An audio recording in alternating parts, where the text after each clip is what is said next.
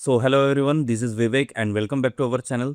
और कल का डेट है 26 थर्सडे और कल होने वाली है सेंसेक्स की मंथली एक्सपायरी। तो चलिए मार्केट का पूरा डिटेल में एनालिसिस करते हैं और देखते हैं कि कल मार्केट का डायरेक्शन क्या रह सकता है। बट आगे बढ़ने से पहले अगर आपने हमारे चैनल को सब्सक्राइब नहीं किया है तो आप सब्सक्राइब कर सकते हैं। यहाँ डेली आपको निफ्टी और सेंसेक्स के एनालिसिस वीडियो मिल जाएंगे। तो चलिए अब सीधा स्क्रीन पर चलते हैं।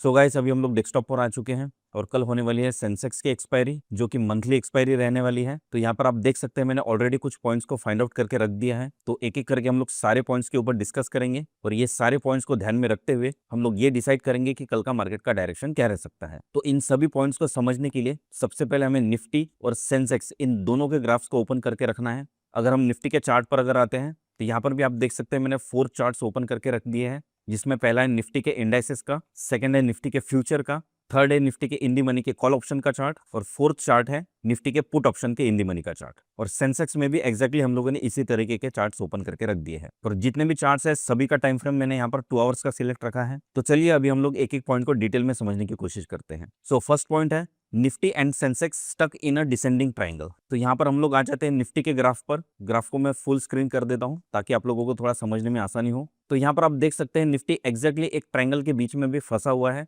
और इस पैटर्न को हम लोग कहते हैं descending triangle pattern. Descending triangle में क्या होता है, मार्केट डाउन से एक सपोर्ट को फॉलो करते रहती है और अप साइड से एक ट्रेंड लाइन क्रिएट होती है। तो डिसेंडिंग ट्रायंगल हमेशा एक डाउन ट्रेंड को इंडिकेट करता है, बट डाउन ट्रेंड को तब तक कंसीडर नहीं किया जाता है जब तक मार्केट इस ट्रायंगल को डाउन साइड से ब्रेकडाउन ना दे दे। तो फिलहाल के लिए आप देख सकते हैं निफ्टी इस ट्रायंगल के बीच में ही फंसा हुआ है। तो जब तक निफ्टी इस ट्रायंगल को डाउन साइड से ब्रेकडाउन नहीं देता है, मार्केट के यहाँ पर साइडवेज होने के काफी ज्यादा चांसेस है, क्योंकि आप देख सकते हैं निफ्टी के पास ट्रायंगल के नैरो एरिया तक जाने के लिए अभी भी काफी समय है। और इसी तरीके का पैटर्न आपको सेंसेक्स के चार्ट पर भी नजर आ जाएगा। सेंसेक्स भी निफ्टी की तरह एग्जैक्टली ट्रायंगल के अंदर ही स्टक हो चुका है। जब तक दोनों इंडाइसेस ट्रायंगल के बीच में ट्रेड कर रहे हैं तब तक मेरा व्यू यहाँ से न्यूट्रल ही रहेगा, क्योंकि ऐसे सिनारियो में प्रीमियम्स के जीरो होने के काफी ज्यादा चांसेस होते हैं। तो पॉइंट नंबर 1 तो यही इंडिकेट कर रहा है कि कल मार्केट यहाँ से साइडवेज हो सकती है। अब आ जाते हैं पॉइंट नंबर 2 पर, RSI stuck in a symmetrical triangle. Point number 2 को समझने के लिए हमें निफ्टी के ग्राफ पर वापस से आना होगा। यहाँ पर आप देख सकते हैं मैंने आरएसआई इंडिकेटर को प्लॉट करके रख दिया है। तो आप देख सकते हैं आरएसआई भी एक ट्रायंगल के बीच में ही फंसा हुआ है और आरएसआई स्ट्रेंथ को इंडिकेट करने वाला इंडिकेटर है कि यहाँ पर स्ट्रेंथ डे बाय डे कम होते जा रही है,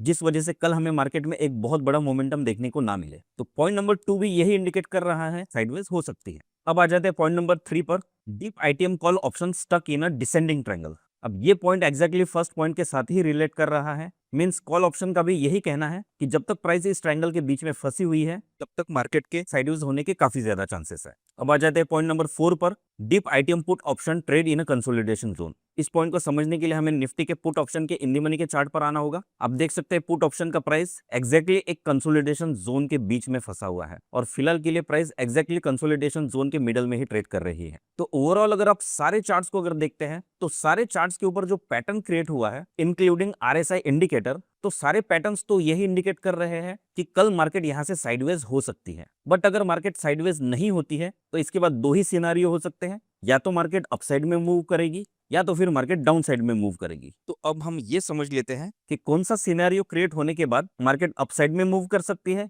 या फिर कौन सा सिनेरियो क्रिएट होने के बाद मार्केट डाउन साइड में मूव कर सकती है। तो सबसे पहले अपसाइड के मोमेंटम को समझ लेते हैं। तो बिल्कुल सिंपल सेटअप को हम लोगों को फॉलो करना है। इन केस अगर कल निफ्टी अपने ट्रायंगल को अपसाइड में ब्रेकआउट देता है और साथ ही साथ आरएसआई को भी अपने ट्रायंगल के ऊपर ब्रेकआउट देना काफी जरूरी रहेगा। तो निफ्टी और आरएसआई के ऊपर अगर ब्रेकआउट आ जाता है तो ऑब्वियसली है हमें उस समय फ्यूचर के चार्ट पर भी ब्रेकआउट नजर आएगा। फ्यूचर के साथ साथ अगर कॉल ऑप्शन के चार्ट पर भी ब्रेकआउट अगर आ जाता है और साथ ही साथ पुट ऑप्शन उसी समय अपने कंसोलिडेशन एरिया को डाउन साइड से ब्रेकडाउन दे देता है, तभी जाके हमें एक अपसाइड में बहुत अच्छी रैली देखने को मिल सकती है। क्योंकि कई बार ऐसा होता है कि इंडाइसेस और फ्यूचर के चार्ट पर तो ब्रेकआउट आ जाता है but deep in the money के कॉल ऑप्शन पर ब्रेकआउट नहीं आता है, जिस वजह से कई बार हमें मार्केट में रिवर्सल देखने को मिलता है। इसीलिए मैं इन द मनी के चार्ट्स को इतना ज्यादा वैल्यू देता हूं। तो सारे चार्ट्स पर अगर अपसाइड में ब्रेकआउट आता है तो ही जाके हमें अपसाइड के ट्रेड को प्लान करना चाहिए। और एग्जैक्टली इसी का वाइस वर्सा, अगर निफ्टी डिसेंडिंग ट्रायंगल को डाउन साइड में ब्रेकडाउन दे देता है और साथ ही साथ आरएसआई और फ्यूचर ये दोनों भी डाउन साइड में ब्रेकडाउन दे देते हैं, तो इसके बाद बस हमें ये देखना है कि पुट ऑप्शन में ब्रेकआउट आया है या नहीं। अगर पुट ऑप्शन में ब्रेकआउट आ जाता है तो ऑब्वियसली है उस समय कॉल ऑप्शन के चार्ट पर ब्रेकडाउन आएगा ही, क्योंकि कॉल ऑप्शन एग्जैक्टली अपने सपोर्ट के आसपास ही ट्रेड कर रहा है। तो सेटअप बिल्कुल सिंपल है। ट्रायंगल के ऊपर अगर ब्रेकआउट आता है तो अपसाइड की रैली स्टार्ट होने के चांसेस है